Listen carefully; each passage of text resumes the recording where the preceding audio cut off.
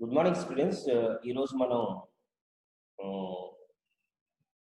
Questions గురించి నేర్చుకుందాం. అంటే ఇంగ్లీష్లో ప్రశ్నలు ఏ విధంగా వేయాలి అనే దాని గురించి ఈరోజు నేర్చుకుంటున్నాం.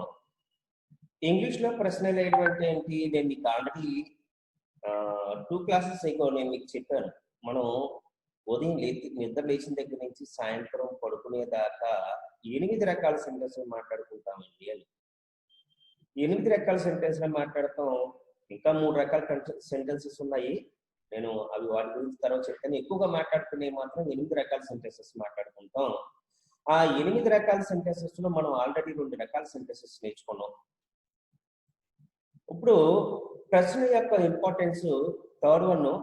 ఇప్పుడు ఆల్రెడీ మనం నేర్చుకున్నాయంటే పాజిటివ్ సెంటెన్స్, నెగిటివ్ సెంటెన్స్ నేర్చుకున్నాం. ఇప్పుడు మనం థర్డ్ వన్ క్వశ్చన్స్ నేర్చుకుంటాం. క్వశ్చన్స్ లో కూడా ఎన్ని రకాలుగా ప్రశ్నిస్తాం అంటే 2 రకాలుగా ప్రశ్నిస్తాం. ఒకటి, ఒక ప్రశ్న వేసేటప్పుడు ఎదటి వ్యక్తి నుంచి అవును లేదా కాదు అని సమాధానాలు వచ్చే ప్రశ్నలు. 2, అవును లేదా కాదు అని కాకుండా కంప్లీట్ గా ఆన్సర్ ఇవ్వటం కానీ, అంటే సమాధానం ఇవ్వటం కానీ, లేదా వేరే ఏదైనా పదంతో సమాధానం ఇవ్వటం కానీ చేస్తాం. దాన్ని ఫుల్ ఆన్సర్ క్వశ్చన్స్ అంటాం. అంటే 2 రకాల క్వశ్చన్స్. ఒకటి ఎస్ ఆర్ నో అని చెప్పే సమాధానాలు చెప్పే ప్రశ్నలు. 2 పూర్తిగా సమాధానాలు ఇచ్చే ప్రశ్నలు. అంటే ఎస్ అండ్ నో అని ఇవ్వం అనమాట. పూర్తిగా కంప్లీట్ ఆన్సర్ ఇస్తాం, లేదా వేరే ఒక పదంతో ఆన్సర్ ఇస్తాం. సో ఈ విధంగా ప్రశ్నలను మనం డైలీ లైఫ్ లో తెలుగులోనే కాదు అన్ని భాషల్లోనూ కూడా మనం మాట్లాడుతూ ఉంటాం. లేకపోతే ప్రశ్న యొక్క ఇంపార్టెన్స్ ఏంటి? How important the question is, how important the interrogative sentence is. అసలు దానికి ప్రశ్న యొక్క ఇంపార్టెన్స్ ఉందా లేదో ఒకసారి చూసుకుని అప్పుడు క్వశ్చన్స్ దగ్గర వెళ్దాం. ప్రశ్న అంటే చూడండి, మీకు బాగా క్లోజ్ ఫ్రెండ్ ఉన్నాడు అనుకోండి. బాగా క్లోజ్, ఉదయం నిద్ర లేచిన దగ్గర నుంచి సాయంత్రం పడుకునే దాకా ఇద్దరు కలిసి తిరుగుతూ ఉంటారు. కానీ ఎంత కలిసి తిరిగినా సాయంత్రం రాత్రి అయ్యేటప్పుడు వాళ్ళు తన ఇంటికి వెళ్ళిపోవాలని మీరు మీ ఇంటికి వెళ్ళిపోవాల్సి ఉంటుంది. అలాగా రోజు కలుసుకుంటూ ఉంటారు. కానీ రాత్రి ఎవరు వెళ్ళిపోయి ఆడు వెళ్ళిపోతారు. మర్నాడు మీ ఇద్దరు కలుసుకున్నారు అనుకోండి. కలుసుకున్నప్పుడు మీ ఇద్దరు మాట్లాడుకోవాలంటే ఏం చేస్తారు? మీరు ప్రశ్నకంగా కాన్వర్జేషన్ మొదలు పెట్టలేరు. అంటే ప్రశ్నకి ఎంత ఇంపార్టెన్స్ ఇవ్వాల్సి వస్తుందో డైలీ లైఫ్ లో చూడండి. మీరు బాగా క్లోజే, రాత్రి పడుకునేదాకా ఇద్దరు కలిసే తిరుగుతారు. కానీ ఎవరి మట్టుకు వాళ్ళు ఇంటికి వెళ్ళిపోయి మరలా నెక్స్ట్ డే ఇద్దరు కలుసుకున్నప్పుడు ఒకరినొకరు ప్రశ్నించుకోకుండా మీ ఇద్దరి మధ్య సంభాషణ మొదలవదు. అంటే ప్రశ్నకి ఎంత ఇంపార్టెన్స్ ఇవ్వాల్సి వస్తుంది చూడండి. ఇప్పుడు ఫర్ ఎగ్జాంపుల్ మీరున్నారు, ఒక లేకపోతే నేను ఉన్నాను. నేను నా ఫ్రెండ్ ఉన్నాడు ఒక అతను. సో అతని పేరు సతీష్. మా ఫ్రెండ్ నేను రోజు రాత్రి వరకు పిచ్చాపాటి కబుర్లు చెప్పుకుంటూ ఉంటాం. ఉదయం కలుస్తాం, సాయంత్రం వరకు పిచ్చాపాటి కబుర్లు చెప్పుకుంటూ ఉంటాం. కానీ ఏం చేస్తాం? రాత్రి తన ఇంటికి వెళ్ళిపోయాడు, నేను మా ఇంటికి వచ్చేసాను. తర్వాత మళ్ళీ నెక్స్ట్ డే మీ ఇద్దరం కలుసుకున్నాము. కలుసుకున్నప్పుడు అరే సతీష్ రాత్రి బాగా నిద్ర పెట్టిందా? అలాగే వాడు నన్ను ఏమడుగుతాడు, ఒరే రాత్రి సినిమా చూసావా టీవీలో? లేదంటే నిన్న క్లాసెస్ ఎలా జరిగాయి? ఏంటి నిన్న షాప్ తీసారా? ఇలా మాట్లాడుకుంటాం. రాత్రి నిద్ర పెట్టిందా? రాత్రి సినిమా చూసావా? లేకపోతే నిన్న క్లాసెస్ జరిగాయా? మీ అమ్మాయి వచ్చేసిందా? మీ అబ్బాయి వచ్చాడా? మార్కులు తీసుకున్నారా? అని మాట్లాడుకుంటాం. అలా ఆ ప్రశ్న వల్ల ఏదో జరిగిపోతుంది, ఏదో మనకు కలిసి వచ్చేస్తలేదు కాదు. అలా మొదలు పెట్టకపోతే మా ఇద్దరి మధ్య కాన్వర్సేషన్ జరగదు. అంటే ప్రశ్నిస్తాం. తెలుసు రాత్రి నిద్ర పెడితే ఏంటి, నిద్ర పెట్టకపోతే ఏంటి. సో కానీ మా ఇద్దరి మధ్య సంభాషణ జరగాలి అంటే, సంభాషణ మొదలవ్వాలి అంటే మీ ఇద్దరు ప్రశ్నించుకోవాలి. అలాగే మీరు కూడా ఒకసారి ట్రై చేసి చూడండి. ట్రై చేసి చూసి ఒకసారి మీరు కూడా ఒకసారి ట్రై చేసి చూడండి. రాత్రి విడిపోయారు, నెక్స్ట్ డే మీ ఫ్రెండ్ వచ్చాడు, మళ్ళా కలుసుకున్నారు, మీరు మాట్లాడుకున్నప్పుడు ఏంటో ఏం చేశారా, ఇప్పుడు వచ్చి ఎంతసేపు తెచ్చి అని అడుగుతాం. చిన్న ఎగ్జాంపుల్ అందరికీ తెలిసినదే. ఎక్కువగా మనం అస్తమానం చూస్తుంటే అస్తమానం అర్పిస్తూనే ఉంటాం. మన సినిమాకి వెళ్ళాం, ఇంటర్వ్యూషన్ అయింది, మధ్యలో మనం డ్రింక్ తాగడానికి బయటకు వచ్చిలోగా మన ఫ్రెండ్ ఒక మన పక్కింటి వాళ్ళు ఎవరో సినిమా హాల్లో కనిపించారు, లేకపోతే మన ఫ్రెండ్ కనిపించాడు, ఏంటి సినిమాకి వచ్చారండి అని అడుగుతాం. ఇంటర్మిషన్ టైంలో మధ్యలో హాల్లో ఉన్నప్పుడు మనకి మళ్ళా ప్రశ్న అడగడం ఏంటి, సినిమాకి వచ్చారా అండి అని. ఇద్దరి మధ్య సంభాషణ మొదలవ్వాలంటే ఆ మాత్రం ప్రశ్న వెయ్యక తప్పదు. ఇంకోటి ఏంటి ఎగ్జాంపుల్, ఇంకో చిన్న ఎగ్జాంపుల్ చెప్తాను. నేను ఒక ఎగ్జామ్ రాయడానికి ఒక ముంబై వెళ్దాం అనుకుని ట్రైన్ ఎక్కాను. ట్రైన్ ఎక్కిన తర్వాత నాతో పాటు చాలా మంది స్టూడెంట్స్ లేకపోతే పర్సన్స్ ఎగ్జామ్ రాయడానికి ట్రైన్ ఎక్కారు. వాళ్ళు ప్రయాణిస్తున్నారు, నేను ప్రయాణిస్తున్నాను. ఢిల్లీ వెళ్ళాలంటే ముంబై వెళ్ళాలంటే చాలా టైం పడుతుంది. అంతసేపు జర్నీ మనం ఒక్కళ్ళు అలా కూర్చోలేం కదా, మాట్లాడాలి, పక్కలతో మాట్లాడాలి, వాళ్ళు ప్యాసింజర్స్తో మాట్లాడాలి, లేకపోతే పర్సన్స్తో మాట్లాడాలి, వాళ్ళు స్టూడెంట్స్తో మాట్లాడాలి. వాళ్ళు ఎగ్జామ్ రాయడానికి వస్తున్నారు. అప్పుడు నేను వాళ్ళతో సంభాషణ మొదలు పెట్టాలంటే ఏం చేయాలి, లేకపోతే వాళ్ళు నాతో సంభాషణ మొదలు పెట్టాలంటే ఏం చేయాలి? ప్రశ్నించకుండా సంభాషణ మొదలు పెట్టలేం కదా. అప్పుడు ఏం చేస్తాను నేను, వెళ్ళి ఎగ్జామ్ రాయడానికి వెళ్తున్నారా, ఏంటి ఎక్కడికి వెళ్తున్నారు మీరు అని అడుగుతాం. సో అది అతను కూడా ఎగ్జామ్ రాయడానికి వెళ్తున్నాడని తెలుసు అనుకోండి, మనం ఏమడుగుతాం, నేను ఎగ్జామ్ రాయడానికి వెళ్తానని తెలిసి క్వశ్చన్ వేసేమిటి అని అడగరు కదా. అంటే ఏంటి, మా ఇద్దరి మధ్య సంభాషణ మొదలవ్వాలి అంటే ఏం చేయాలన్నమాట, మీ ఇద్దరు ప్రశ్నించుకోవాలి. బస్ స్టాప్ దగ్గర ఒక వ్యక్తి నిల్చున్నాడు, అతనితో మనం కూడా బస్ కోసం ఎదురు చూస్తున్నాం, అతను బస్ కోసం ఎదురు చూస్తున్నాడు. మనం చాలా టైం పెడుతుంది, ఇంకా బస్సు రాలేదు, పక్కతో సంభాషణ మొదలు పెట్టాలంటే ఏం చేస్తాను, ఎక్కడికి వెళ్తున్నారండి అని అడుగుతాను. సార్ మీరు ఎక్కడికండి అని అడుగుతాను. చాలా సంభాషణ మొదలు, అంటే ఎక్కడికండి, మీరు ఎక్కడికి వెళ్తున్నారండి, these are questions, interrogative sentence.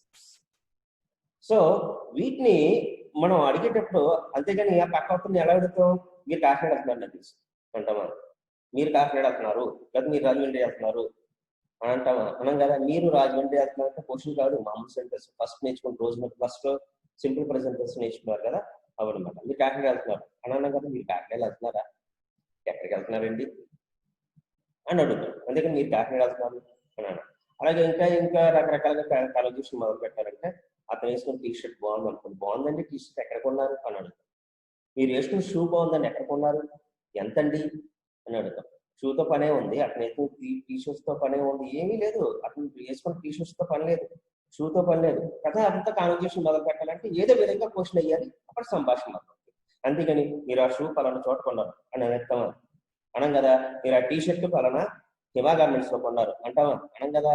So మరి ఏం చేస్తాం, ఎక్కడ కొన్నారండి, ఎంత అండి, చాలా బాగుందండి, ఎక్కడ కొన్నారు అని అడుగుతాం. సో ఈ విధంగా కాన్వర్జేషన్ మొదలు పెడతాం, అంతే తప్ప డైరెక్ట్ గా నువ్వు అక్కడ కాకినాడలో కొన్నావు, నువ్వు పలానా షాప్ లో కొన్నావు అని సంభాషణ మొదలు పెడతాం. అంటే ప్రశ్న అయితే వేయాలి, ప్రశ్నించకుండా కాన్వర్జేషన్ మొదలు పెట్టడం. అందుకని డైలీ లైఫ్ లో మనం మొదటి రోజు నేర్చుకున్న సబ్జెక్టు వర్బ్ ఆబ్జెక్టు, తర్వాత నేర్చుకున్న subject do not does not verb first form object, subject verb S form object నేర్చుకున్నారు కదా. సో వీటికి ఎంత ఇంపార్టెన్స్ అయితే ఇస్తున్నామో అంత ఇంపార్టెన్స్ క్వశ్చన్స్ ఉంది ఇంగ్లీష్లోనే కదండి, అన్ని భాషల్లోనూ కూడా అంత ఇంపార్టెన్స్ ఉంది. అందుకని క్వశ్చన్ వేయాలంటే ఏం చేయాలన్నమాట, మనం దానికి రూల్ ఉంది, చాలా సింపుల్. అసలు తెలుగులో క్వశ్చన్స్ ఎలా ఉంటాయి, తెలుగులో మామూలు సెంటెన్స్ ఉంటాయి, 8 రకాల సెంటెన్స్ అని చెప్పాను. ఒక చిన్న ఎగ్జాంపుల్ చెప్తాను, దాన్ని బట్టి ఏది క్వశ్చన్, ఏది నెగిటివ్ సెంటెన్స్, ఏది ఆర్డినరీ సెంటెన్స్ చూద్దాం. మీరు ఇంగ్లీష్ మాట్లాడతారు, మీరు ఇంగ్లీష్ మాట్లాడరు, మీరు ఇంగ్లీష్ మాట్లాడతారా, మీరు ఇంగ్లీష్ మాట్లాడరా. ఇప్పుడు మీరు ఇంగ్లీష్ మాట్లాడతారు క్వశ్చనా కాదు, నువ్వు ఇంగ్లీష్ మాట్లాడతావు ఒక స్టేట్మెంట్ చెప్తున్నాను. మీరు ఇంగ్లీష్ మాట్లాడరు అదొక స్టేట్మెంట్, నెగిటివ్ స్టేట్మెంట్. సో మీరు ఇంగ్లీష్ మాట్లాడతారా అంటే I'm seeking answer from you, అంటే నేను నీ సమాధానం కోసం ఎదురు చూస్తున్నాను. మీరు ఇంగ్లీష్ మాట్లాడతారా అంటే మాట్లాడితే ఎస్ అని చెప్తారు, మాట్లాడకపోతే నో అని చెప్తారు. మీరు ఇంగ్లీష్ మాట్లాడరా, ఇది కూడా అంతే, మాట్లాడితే ఎస్ అని చెప్తారు, మాట్లాడకపోతే నో అని చెప్తారు. సో ఈ విధంగా ప్రశ్న ఇవ్వాలంటే మీరు ఆల్రెడీ నేర్చుకున్న సెంటెన్సెస్ కి ముందు డూ డస్ పెట్టడమే. మీరు నేర్చుకున్నారా సబ్జెక్టు వెర్బ్ ఆబ్జెక్టు, ఏం నేర్చుకున్నారు, యూ స్పీక్ ఇంగ్లీష్ అంటే నువ్వు ఇంగ్లీష్ మాట్లాడతావు, దాని ముందు డూ పెట్టు, యూ స్పీక్ ఇంగ్లీష్. ఇంటోనేషన్ మారాలి, మన ఫేస్ ఫీలింగ్స్ మారాలి, సో మన ఎక్స్ప్రెషన్స్ కూడా మారాల్సి ఉంటుంది అనమాట. ఎందుకంటే other person can easily understand that we are asking question. అంటే మనం క్వశ్చన్ అడుగుతున్నాం అట్లా ఈజీగా అర్థం అవ్వాలంటే మీరు ఇంగ్లీష్ మాట్లాడతారు, మీరు ఇంగ్లీష్ మాట్లాడతారా, అని అలాగా ఫేస్ ఫీలింగ్స్ పెట్టడానికి అడిగాం అనుకోండి, అదే ఇంగ్లీష్ సినిమా చూసినట్టు ఉండదు. ఇంగ్లీష్ సినిమాలో చూడండి మనకేం అర్థం కాదు, అది బాస్టర్డ్ అంటాడు అంతే. ఆ ఫీలింగ్స్ ఉండవు, ఏముండవు, కసక్తం పొడిచేస్తారు. పొడిచి వరకు అది తెలియ బాస్టర్డ్ అన్నదని తెలియదు. అంటే ఎక్స్ప్రెషన్స్ పెట్టడం వలన కూడా మనకి ఏమవుతుంది, other person can easily understand, conversation త్వరగా అయిపోతుంది. So you speak English, you don't speak English. Do you speak English? See how my face feelings are changed. So, do you speak English? Don't you speak English? Don't you speak English? Do you speak English? So, ఏం చేసాం, you speak English ముందు do పెట్టామంతే. You speak English ముందు do not పెట్టామంతే. You speak English ముందు do పెడితే positive yes or no question.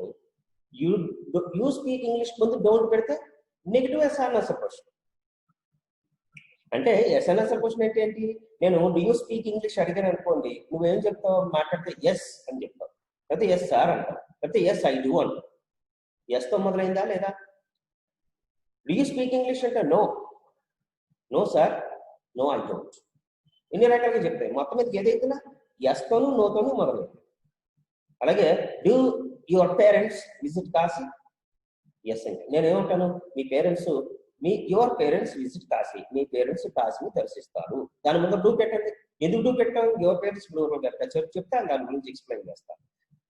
Your parents visit Kashi అన్నాను, మీ parents కాశీని దర్శిస్తారు. దాని ముందు డూ పెట్టండి. Do your parents visit Kashi, intonation మార్పుని చూసారా, your parents visit Kashi, do your parents visit Kashi, Kashi అంటే ఇంటోనేషన్ ఏమవుతుంది, కాశీ డౌన్ అవుతుంది. అంటే do your parents visit Kashi, Kashi వేరు కాశీ. ఈ విధంగా ఇంటోనేషన్స్ మార్చడం వలన కూడా ఎదర్ వ్యక్తి మన క్వశ్చన్ అడుగుతున్నాం తెలుస్తుంది. Do your parents visit Kashi, మీ పేరెంట్స్ కాశీని దర్శిస్తారా? చూసారా, దర్శిస్తారు, దర్శిస్తారా, దర్శిస్తారు, దర్శిస్తారా. అలాగే ఇంకో ఎగ్జాంపుల్ చూద్దాం. Your father gives you money, మీ నాన్నగారు మీకు డబ్బులు ఇస్తారు. యువర్ ఫాదర్ హీతో సమానం కాబట్టి వర్క్ ప్లస్ వన్. ఇప్పుడు యువర్ ఫాదర్ హీతో సమానం కాబట్టి దీనికి సెంటెన్స్ ముందు డస్ పెట్టండి, వర్క్ ప్లస్ వన్ తీస్తారు. Does your father give you money, does your father give you money, your father gives you money, does your father give you money. మీ నాన్నగారు నీకు డబ్బులు ఇస్తారు. దాని క్వశ్చన్, మీ నాన్నగారు నీకు డబ్బులు ఇస్తారా? ఇస్తారు, ఇస్తారా, ఇస్తారు, మామూలు సెంటెన్స్ ఇస్తారా ఇస్ అ క్వశ్చన్. సో ఈ విధంగా మన తెలుగులో క్వశ్చన్స్ కూడా అర్థం చేసుకోవాల్సి ఉంటుంది. ఏమి లేదండి, ఇంకా తెలుగులోనే కష్టం క్వశ్చన్స్ అయితే, ఇంగ్లీష్లోనే చాలా ఈజీ. ఎందుకు ఈజీ అంటే క్లియర్ గా సబ్జెక్ట్ ముందు డూ డజన్ అని క్లియర్ గా ఉంటుంది, కానీ తెలుగులో అలా కాదు, లాస్ట్ ఒక లెటర్ మార్చుదంటే రూ వల్ల రా మార్చేవంటే క్వశ్చన్ అయిపోయిందంటే. మనం డైలీ ఉదయం నుంచి సాయంత్రం వరకు ఈ తెలుగు అలవాటు అయిపోవడం వల్ల అది క్వశ్చన్, ఇది నెగిటివ్, ఇది పాజిటివ్ సెంటెన్స్, ఇది నెగిటివ్ క్వశ్చన్ మనకు తెలియకుండానే మాట్లాడేసుకున్నాం. అది అలవాటు వల్ల వచ్చింది, అంతేగాని అది నీకు క్వశ్చన్ అంటే ఏంటంటే చెప్పలేను. సో ఇక్కడ మనకు అలవాటు వల్ల వచ్చింది. ఇప్పుడు ఏంటంటే ఇంగ్లీష్ లో అలా కాదు, క్లియర్ గా తెలిసిపోతుంది. సబ్జెక్ట్ తర్వాత డు నాట్, నాట్ కనబడుతుందంటే నెగిటివ్, సబ్జెక్ట్ ముందు డూ డజన్ ఉన్నాయంటే క్వశ్చన్. చూసారు ఎంత క్లియర్ గా ఉందో. డూ డస్ సబ్జెక్ట్ ముందు పెట్టామంటే ప్రశ్న అనమాట, ఇది ఎస్ ఆన్సర్ క్వశ్చన్ అనమాట, వెనకాల మనం క్వశ్చన్ మార్క్ పెట్టాలన్నమాట అని అర్థమైపోతుంది అనమాట క్లియర్ గా. So what I'm suggesting is you have to practice using do does before the sentences. మీరు ఆల్రెడీ చాలా సెంటెన్స్లు రాశారండి, రాశారు కదా, వాటి ముందు డూ డస్, డూ దేనికి పెడతాం, డస్ దేనికి మీకు ఆల్రెడీ తెలుసు. నెగిటివ్స్ మనం నేర్చుకున్నప్పుడు ఏం చెప్పాం, డస్ నాట్ హీ షీ వచ్చినప్పుడు, డో నాట్ ఐ యూ దేని వచ్చినప్పుడు సబ్జెక్ట్ ప్లేస్ లో మనం వాడాలని చెప్పుకున్నాం. ఇప్పుడు సబ్జెక్ట్ ప్లేస్ లో ఐ యూ దేని వచ్చి అనుకోండి, I don't, we don't, you don't, they don't అని చెప్పారు. అలాగే సబ్జెక్ట్ ప్లేస్ లో ఈ షీ వచ్చి అనుకోండి, she doesn't, he doesn't, it doesn't అని చెప్పారు. ఇప్పుడు ఏం చెప్తారు, అదే ప్లేస్ నేను ఏం చెప్తాను, ఈ డూ డజన్ ఉన్నాయి కదా, డో నాట్ డస్ పెట్ట, ఇది సబ్జెక్ట్ ముందర పెట్టమంటారు. అంటే అలాగా ఐ వీ యూ దేలకు డూ పడతాం, do I, do you, do we, do they. అలాగే does she, does he, does it. ఆ తర్వాత సబ్జెక్ట్ ఆబ్జెక్ట్ కంటిన్యూ. స్ట్రక్చర్ అయితే కామనే, ఒకటి బాగా గుర్తు పెట్టుకోండి, స్ట్రక్చర్ మారదు, స్ట్రక్చర్ అదే ప్లేస్ లో ఉంటుంది. సబ్జెక్టు గర్భ ఆబ్జెక్టే, మొత్తం కోర్స్ అంతా దీని మీదే డిపెండ్ అయ్యి ఉంటుందని మీకు క్లియర్గా ఎక్స్ప్లెయిన్ చేస్తాను. సో సబ్జెక్టు వెర్బు ఆబ్జెక్టు మనం నెగిటివ్ కావాలంటే సబ్జెక్ట్ తర్వాత డు నాట్ డస్ నాట్ పెట్టు, క్వశ్చన్ కావాలంటే సబ్జెక్ట్ ముందు డూ డజన్ పెట్టు. అర్థమవుతుందమ్మా? సో ఈ విధంగా మనం క్వశ్చన్ ఫామ్ చేయాలంటే ఏం చేస్తాం అనమాట, సబ్జెక్ట్ ముందు డూ డజన్ పెట్టాలి. సింపుల్ ప్రెసెంట్ స్ట్రక్చర్ ఏంటి, సబ్జెక్ట్ వెర్బ్ ఆబ్జెక్ట్, అంతేనా? Subject verb first form object, దీని ముందు డూ డజన్ పెట్టి వెనకాల క్వశ్చన్ మార్క్ పెట్టడమే. అప్పుడు ఎలా ఉంటుంది structure, do does subject verb object question mark. మాట్లాడేటప్పుడు వెనకాల క్వశ్చన్ మార్క్ ఉంటుంది అని చెప్పక్కర్లేదు, ఇంటోనేషన్ పెట్టి అర్థం చేసుకుంటాం. So do you speak English, do your parents speak English, do they speak English, do we speak English, do I speak English, do you speak English, నువ్వు English మాట్లాడతావా, do we speak English, మేము English మాట్లాడతావా, మనం English మాట్లాడతావా, do they speak English, వాళ్ళు English మాట్లాడతారా, do your parents speak English, మీ parents English మాట్లాడతారా. అలాగే does he speak English, అతను ఇంగ్లీష్ మాట్లాడతాడా, does she speak English, ఆమె ఇంగ్లీష్ మాట్లాడుతుందా, does it speak English, does it అంటే లిటిల్ కిడ్ కిడ్ ఇంగ్లీష్ మాట్లాడతాడా అని మనం డూ డజన్ సబ్జెక్ట్ మనం పెట్టడం. ఇది క్వశ్చన్స్ అంటారు, దీన్ని ఇంట్రాగేటివ్ సెంటెన్సెస్ అంటారు. మళ్ళీ మీకు ఏం చెప్పాను, ఇంట్రాగేటివ్ సెంటెన్సెస్ లో 2 టైప్స్ ఆఫ్ ఇంట్రాగేటివ్ సెంటెన్సెస్ ఉన్నాయండి. ఒకటి yes and answer question, 2 full answer question. ఏ ప్రశ్నకైతే అవును అంటే ఎస్, కాదు అంటే నో అని సమాధానం ఇస్తే సరిపోతుందో దాన్ని ఎస్ అండ్ ఆన్సర్ క్వశ్చన్స్ అంటారు. ఏ ప్రశ్నకైతే ఎస్ అని కానీ నో అని కానీ కాకుండా వేరే పదంతో కానీ లేదంటే కంప్లీట్ సబ్జెక్ట్ వెర్బ్ ఆబ్జెక్ట్ చెప్పాల్సి వస్తుంది ఆన్సర్గా, దాన్ని ఫుల్ ఆన్సర్ క్వశ్చన్ అంటారు. ఒక ఎగ్జాంపుల్ చెప్తాను. యూ స్పీక్ ఇంగ్లీష్ అంటారు అంటే మీనింగ్ ఏంటి, నువ్వు ఇంగ్లీష్ మాట్లాడతావా అని అర్థం. మాట్లాడితే ఏం చెప్తావు నువ్వు, ఎస్ సార్ అంటావు, మాట్లాడకపోతే నో సార్ అంటావు. Why do you speak English అంటాను అంటే ఎస్ సార్ అంటే కుదురుతుందా, నువ్వు ఇంగ్లీష్ ఎందుకు మాట్లాడతావు అని అడిగాను అనుకోండి, ఎస్ అంటే సరిపోతుందా, సరిపోదు కదా. నువ్వు ఆన్సర్ బికాస్ మొదలెడతా, because they can't understand Telugu language, ఎందుకంటే వాళ్ళు తెలుగు అర్థం చేసుకోలేరు. చూసారా, కంప్లీట్ ఆన్సర్ చెప్పాల్సి వచ్చింది, దే కెనాట్ అండర్స్టాండ్ తెలుగు అని బికాస్ అని మొదలు పెట్టాం. ఈ విధంగా ఫుల్ ఆన్సర్ క్వశ్చన్ ఉంటుంది. ఇంకోటి చూద్దాం, డస్ షీ కుక్ ఫుడ్, ఆమె వంట వండుతుందా, ఎస్ వండుతుంది, నో వండు అంటే the yes and answer question. Why does she cook English, I mean sorry, why does she cook food అని అడిగాను అనుకోండి, why does she cook food అంటే ఆమె వంట ఎందుకు చేస్తుంది, ఎస్ అంటే సరిపోతుందా అండి, నో అంటే సరిపోతుందా అండి, సరిపోదండి, రీజన్ చెప్పాలి మనం. She cooks food to eat, తినడానికి ఉంటుంది. చూసారా, she cooks food to eat, తినడానికి ఉంటుంది అని కంప్లీట్ ఆన్సర్ ఇచ్చాం. సో ఈ విధంగా మనం ఫుల్ ఆన్సర్ క్వశ్చన్స్కి ఎస్ అని కానీ నో అని కానీ చెప్తే సరిపోతుంది, వాటికి కంప్లీట్ ఆన్సర్ ఇవ్వాలి. అలాగే డూ యూ లర్న్ ఇంగ్లీష్ అన్నారు, ఎస్ అని చెప్తావు లేదంటే నో అని చెప్తావు. నువ్వు ఇంగ్లీష్ నేర్చుకుంటావా అని అడిగావు, నేర్చుకుంటే ఎస్ అని చెప్తావు, నేర్చుకోకపోతే నో అని చెప్తావు. అదే where do you learn English అని అన్నాను అనుకోండి, ఎస్ అంటావా. నేను అడిగిన Telugu where do you learn English అంటే ఏంటి, నువ్వు ఇంగ్లీష్ ఎక్కడ నేర్చుకుంటావు, ఎస్ అని చెప్తే సరిపోతుందా, సరిపోదు.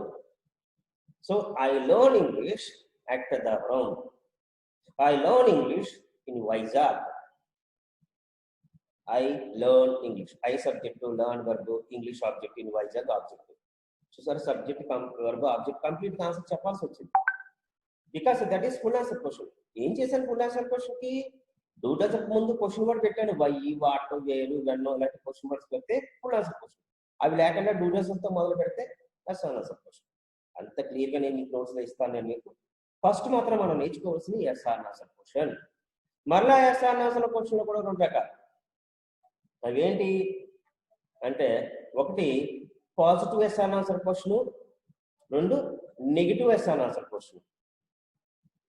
పాజిటివ్ ఎస్ ఆన్సర్ క్వశ్చన్ అంటే డూ డజన్ తో స్టార్ట్ అవుతుంది, నెగిటివ్ ఎస్ ఆన్సర్ క్వశ్చన్ అంటే డూ నాట్ డస్ నాట్ తో స్టార్ట్ అవుతుంది.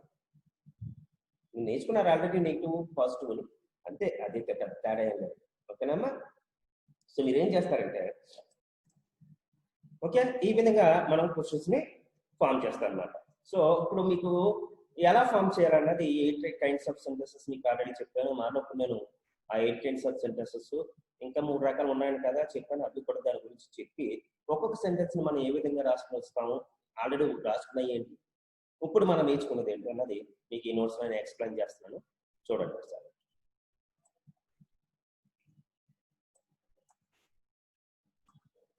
ఇక్కడ చూడండి, మనకి 8 రకాల వాక్యాలు అని చెప్పాను. 8 రకాల వాక్యాలు అని చెప్పి మీకేం చెప్పాను చూడండి. 8 రకాల వాక్యాలు ఏంటి? ఫస్ట్ మనం మాట్లాడుకునే, అసలు మనకు ఉదయం లేచిన దగ్గర నుంచి సాయంత్రం పడుకునే దగ్గర మాట్లాడుకునే సెంటెన్స్. నువ్వు ఇంగ్లీష్ మాట్లాడతావు. ఎగ్జాంపుల్ ఇంగ్లీష్ మాట్లాడడం తీసుకున్నాను నేను. నువ్వు ఇంగ్లీష్ మాట్లాడవు, ఇది నెగిటివ్. నువ్వు ఇంగ్లీష్ మాట్లాడతావు. ఇప్పుడు మనం నేర్చుకుంటున్నాం, ఇది కూడా మనం ఇప్పుడు నేర్చుకుంటాం. నువ్వు ఇంగ్లీష్ మాట్లాడతావు, నువ్వు ఇంగ్లీష్ మాట్లాడతావా, నువ్వు ఇంగ్లీష్ మాట్లాడవా, ఇప్పుడు మనం నేర్చుకుంటున్నాయి ఈ రెండు. సో వీటిని క్వశ్చన్స్ అంటారు. చూసారా వెనకాల క్వశ్చన్ మార్క్స్ ఉన్నాయి. సో వీటిని క్వశ్చన్స్ అంటారు. ఇది నెక్స్ట్ ఏంటి, 5th సెంటెన్స్ చూడండి. ఇక్కడ నువ్వు ఇంగ్లీష్ ఎప్పుడు మాట్లాడతావు, అలాగే నువ్వు ఇంగ్లీష్ ఎందుకు మాట్లాడవు. ఈ full answer question positive negative. ఇది ఎవరు ఇంగ్లీష్ మాట్లాడతారు, ఇది హూ మీద అడుగుతూ ఉంటాం. ఎవరు ఇంగ్లీష్ మాట్లాడరు, హూ మీద నెగిటివ్. ఇంగ్లీష్ మాట్లాడు, ఇది మనం ఏం చేస్తాంటే ఎంఫసైజ్ చేయడం అనమాట, గట్టిగా నొక్కి చెప్పడం, ఆర్డర్ చేయడం. ఇంగ్లీష్ మాట్లాడుకో, దాని మీద నెగిటివ్. ఇతరుల చేత పని చేయించుకోవడం. మొత్తం 11 రకాల సెంటెన్స్లు మనం ఎక్కువగా మాట్లాడుకుని ఇవే. వీటి గురించి తర్వాత నేర్చుకుందాం. దీని గురించి పెద్ద నేర్చుకోవాల్సిన అవసరం లేదు, ఎందుకంటే ఈ సెంటెన్సెస్లోనే అవి ఉంటాయి. సో మీరేం చేస్తారు, ఇప్పుడు నేను చెప్పింది ఏంటి, మీరు ఆల్రెడీ ఇది నేర్చుకున్నారు. ఏంటి, subject verb first form object. అంటే ఏంటి, నువ్వు ఇంగ్లీష్ మాట్లాడతావు. Subject do not, does not, verb first form object. ఇది నెగిటివ్, మీరు ఆల్రెడీ ఇది నేర్చుకున్నారు. అది ఇక్కడ థర్డ్ పర్సన్ సింగులర్స్ వచ్చింది అనుకోండి సబ్జెక్ట్ ప్లేస్ లో. ఈ ప్లేస్ లో థర్డ్ పర్సన్ సింగులర్స్ ఈ షీట్ వచ్చాయి అనుకోండి. ఈ ప్లేస్ లో ఏం చేశారు మీరు, ఇక్కడ వాటికి ఎస్ ఫామ్ పెట్టారు, అది నేర్చుకున్నారు. ఇక్కడ ఏంటి, ఈ ప్లేస్ లో సబ్జెక్ట్ ప్లేస్ లో ఈ షీట్ లో వస్తే డస్ నాట్, సబ్జెక్ట్ ప్లేస్ లో ఐయుదేలు వస్తే డు నాట్ వాడతాం. మీకు ఆల్రెడీ తెలుసు. అది ఇప్పుడు మనం ఏం చేస్తున్నాం, మనం ఇది నేర్చుకుంటున్నాం. నువ్వు ఇది నేర్చుకుంటున్నప్పుడు జాగ్రత్తగా అబ్జర్వ్ చేయండి. సేమ్ స్ట్రక్చరు, ఇదే స్ట్రక్చరు ఏం చేస్తాం ఇక్కడ, ఇదే స్ట్రక్చర్ ఇక్కడ మనం చేసి, ఇదే స్ట్రక్చర్ ఏంటి, నువ్వు ఇంగ్లీష్ మాట. దీని ముందు నేను ఏం చెప్తున్నానంటే, దీని ముందు ఏం చేయాలి, దీని ముందు ఒకసారి డూ డజలు పెట్టడమే. డూ అంటే అవి ఏంటి డూ డజలు అని మీరు అడగచ్చు. డూ డజలు సహాయక క్రియలే. ఇక్కడ పైన మనకి ఇక్కడ డూ డజలు చూడండి, ఇక్కడ డూ డజలేమో హెల్పింగ్ వెర్బ్స్, అంటే నెగిటివ్ చేయడానికి సహాయపడుతున్నాయి కాబట్టి నెగిటివ్ హెల్పింగ్ వెర్బ్స్. ఇక్కడ క్వశ్చన్ చేయడానికి ఉపయోగపడుతున్నాయి కాబట్టి ఇక్కడ ఏం చేస్తాం మనం,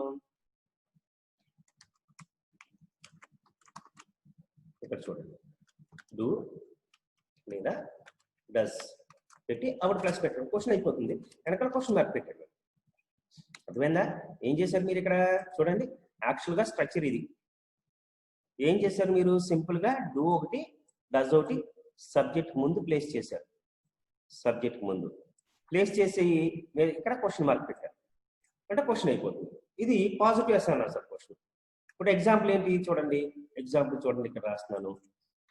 డూ పెట్టాను first, you speak English. Do you speak English. యాక్చువల్గా ఈ స్ట్రక్చర్ ఏంటి, ఇక్కడ చూడండి, మీరు ఇది నేర్చుకున్నారు, యూ స్పీక్ ఇంగ్లీష్. మీరు ఏం చేయమంటున్నాను, నేను దీని ముందు డూ పెట్టమంటున్నాను, క్వశ్చన్ మార్క్ పెట్టేమంటున్నాను, అంతే క్వశ్చన్ అయిపోతుంది. Do you speak English. You speak English అంటే మీనింగ్ ఏంటి, నువ్వు ఇంగ్లీష్ మాట్లాడతావు.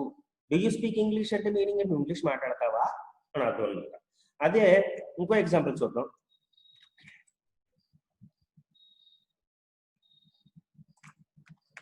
Does she cook